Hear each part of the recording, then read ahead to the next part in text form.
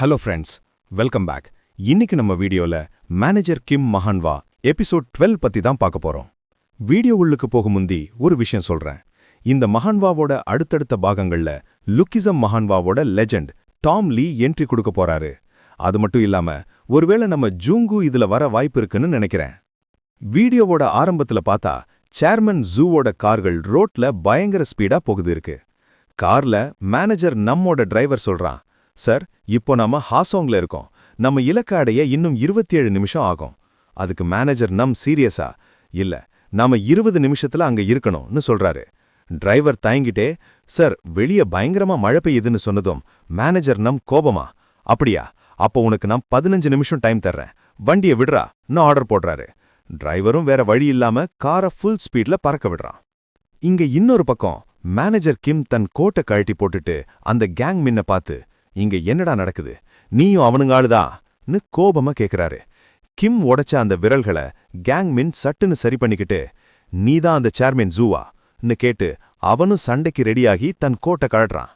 அப்போ அந்த கேங்ஸ்டர் குறுக்கிட்டு, இல்ல கேங்மின், இவன் சேர்மேன் ஜூ கிடையாது.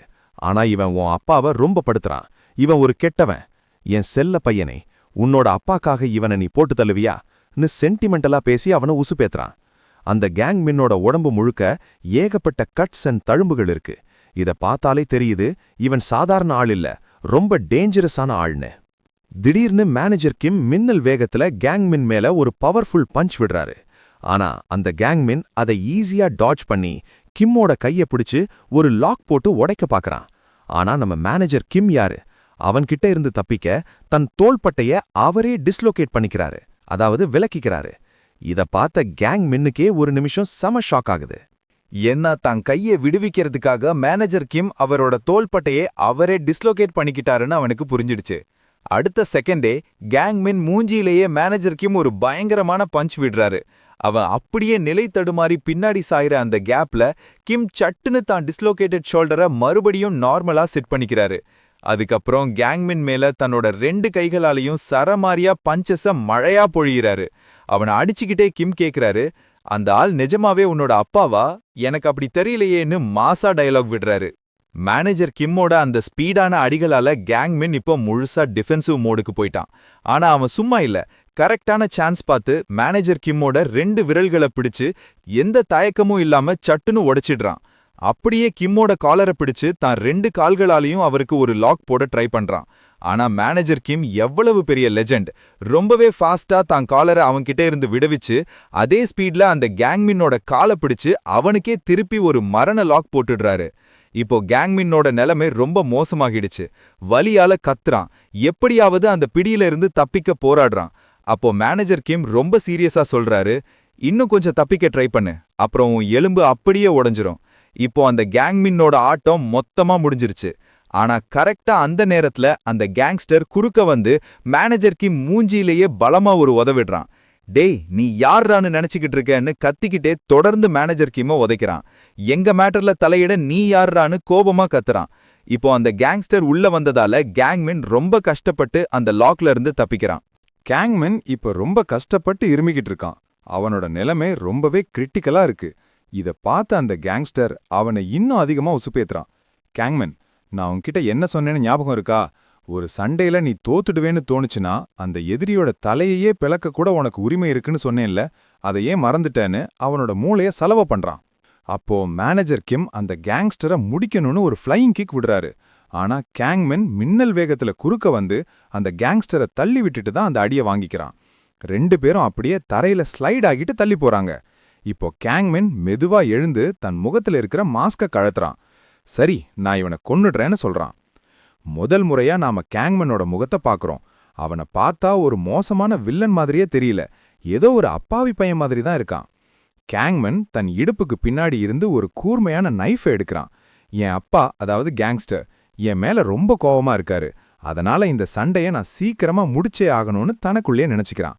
இன்னொரு பக்கம் மேனேஜர் கிம் தன் தோள்பட்டைய தட்டி சரி பண்ணிக்கிட்டு, இவனை பார்த்தா என் பொண்ணு மிஞ்சி வயசுல இருக்கிற பையன் மாதிரி தெரியுதே, இவன் என் பொண்ணு வயசு பையங்கிறதால இவனை நான் உயிரோட விட போறேன், கொல்ல மாட்டேன்னு ஒரு அப்பாவா யோசிக்கிறாரு. நண்பர்களே, கேங்மென் எவ்வளவுதான் டஃப் கொடுத்தாலும் நம்ம லெஜண்ட் மேனேஜர் கிம் முன்னாடி அவன் ஒரு குழந்தை தான். ஆனா கேங்மின் தன் கத்திய வச்சு சரமாரியா தாக்குனாலும் மேனேஜர் கிம் ரொம்ப கூலா எல்லாத்தையும் டாட்ஜ் பண்ணிக்கிட்டு இருக்காரு. திடீர்னு ஒரு மின்னல் வேகத்துல லாவகமா குதிச்சு கேங்மின்னோட கழுத்தை சுத்தி ஒரு பலமான லெக் லாக் போட்டுடுறாரு. இப்போ கேங்மின்னோட கழுத்தும் கைகளும் கிம்மோட கால்களுக்கு நடுவுல மாட்டிக்கிட்டு இருக்கு. அவனால கொஞ்சம் கூட நகர முடியல, மூச்சு விடவே ரொம்ப கஷ்டப்படுறான். நீ இதுவரைக்கும் எப்படி வாழ்ந்தேன்னு எனக்கு தெரியல. அந்த கேங்ஸ்டர் எப்படி உனக்கு அப்பாவானான் என்பதும் எனக்கு தெரியாது. ஆனா ஒன்னு மட்டும் நல்லா தெரிஞ்சுக்கோ, ஒரு உண்மையான அப்பா தான் பிள்ளைய ஒருபோதும் சாக்ரிஃபைஸ் பண்ண மாட்டான். ஒரு மிருகம் கூட தான் குட்டிய ஆபத்துல தள்ளாது. ஆனா இவன் உன்னை ஒரு வெப்பன் மாதிரி சாக கொடுக்கறான். மேனேஜர் கிம் இவ்வளவு தூரம் எடுத்து சொல்லியும் கேங்மினோட நிலைமை ரொம்ப மோசமா இருந்தாலும் அவனுக்கு அந்த கேங்ஸ்டரோட ஆர்டர்ஸை ஃபாலோ பண்ணணுங்கிற வெறி மட்டும் குறையல.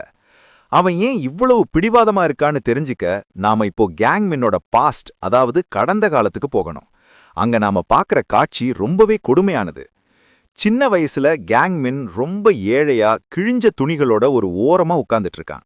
அவனுக்கு முன்னாடி 4-5 கரப்பான்கள் கிடக்குது. அதாவது அவனுக்கு சரியா சாப்பாடு கூட கொடுக்காம அத்தனை கொடுமைப்படுத்தியிருக்காங்க. அப்போதான் அங்க 2 பேர் வர்றாங்க.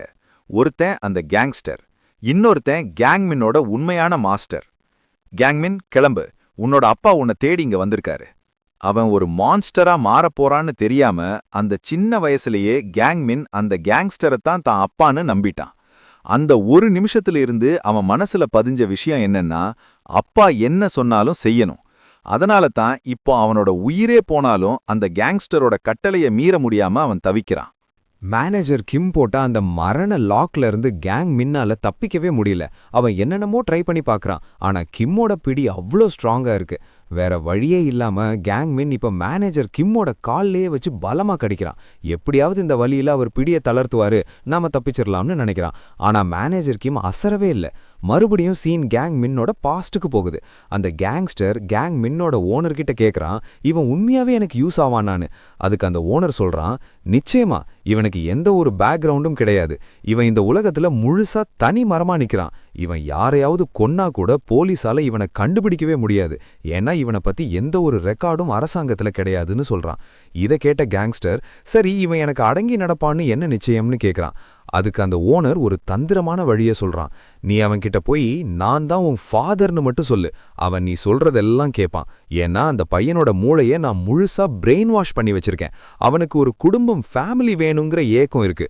அந்த பலவீனத்தை தான் நான் இப்போ பயன்படுத்தியிருக்கேன். இப்போ அவன் ஒரு வெறும் பொம்மை மாதிரி தான். நீ என்ன சொன்னாலும் செய்வான்னு அந்த ஓனர் சொல்றான். இதனால தான் இப்போ பிரசன்ட்ல கேங்மின் ஜெயிக்கவே வாய்ப்பில்லைன்னு தெரிஞ்சும் மேனேஜர் கிம்ம கடிக்கிறான், போராடுறான். ஏன்னா அவனோட மைண்ட்ல அந்த கேங்ஸ்டர் தான் அவனோட அப்பான்னு ஆழமா பதிஞ்சிருக்கு. ஃப்ளாஷ்பேக்ல அந்த கேங்ஸ்டர் கேங்மின் முன்னாடி ஒருத்தரோட போட்டோவை வச்சு, மகனே இவன் என்ன ரொம்ப தொந்தரவு பண்றான், இவனை எனக்காக முடிச்சு வைப்பியான்னு கேட்கறான். அந்த பிரெயின் வாஷ்ட் கேங்மின்னும் தான் அப்பாவுக்காக எதையும் செய்ய துணியறான். பாவம், ஒரு பாசத்துக்காக அந்த பையன் ஒரு கொலையாளியா மாறியிருக்கான். பாவம் அந்த கேங்மின், அவன் முழுசா பிரெயின் வாஷ் ஆனதுனால அந்த கேங்ஸ்டர் சொன்ன எல்லா அக்கிரமத்தையும் செஞ்சிருக்கான். அவனுக்காக எத்தனையோ பேரை தன் கையாலேயே கொலை செஞ்சிருக்கான். ஆனா இன்னைக்கு நம்ம மேனேஜர் கிம் முன்னாடி நிக்கிறப்போ அவரால ஒண்ணுமே பண்ண முடியலன்னு அவனுக்கே புரியுது. அதனாலதான் அந்த பையனோட கண்ணிலிருந்து கண்ணீர் வருது. அவன் செஞ்சதெல்லாம் தப்புன்னாலும் அவனுக்கு தேவைப்பட்டது வெறும் ஒரு ஃபேமிலி, குடும்பம் மட்டும்தான். நம்ம லுக்கிஸ மேன்வாவோட எலிஜாங் கேரக்டர் மாதிரி தான் இவனும், ஒரு பாசத்துக்காக ஏங்கிற பையன். அப்படியே ஒரு ஃப்ளாஷ்பேக் சீன் வருது.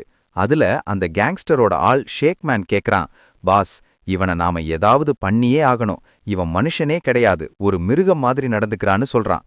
அதுக்கு அந்த கேங்ஸ்டர் ரொம்ப திமிரா, ஷேக்மேன் எனக்கு தெரியும் அவன் ஒரு மான்ஸ்டர்னு.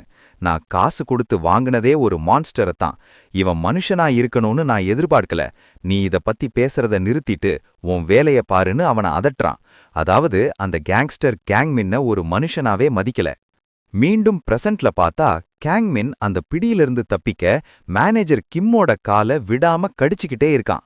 ஆனா கிம் போட்ட அந்த பலமான லாக்குனால மூச்சு விட முடியாம கேங்மின் மெதுவா மயங்கி தரையில விழுறான்.